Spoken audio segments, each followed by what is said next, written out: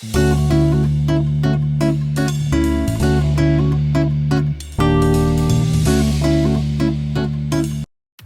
everyone, welcome to my channel segment, YouTube questions and topics. The informations of this video are from Google search and growbrain.com. Our topic for today is engage in the comments or other videos to get your YouTube channel noticed. Upvotes and decision result in high rank comment in YouTube's new system, and this is one way to get your YouTube channel noticed.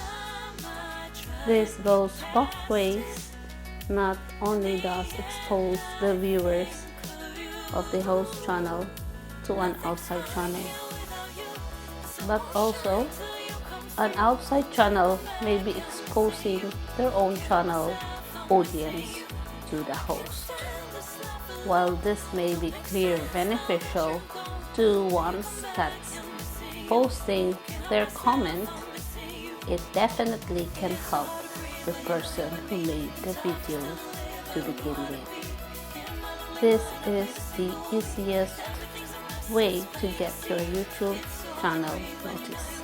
So this is where I got the reference of this video from Google search and growbrain.com.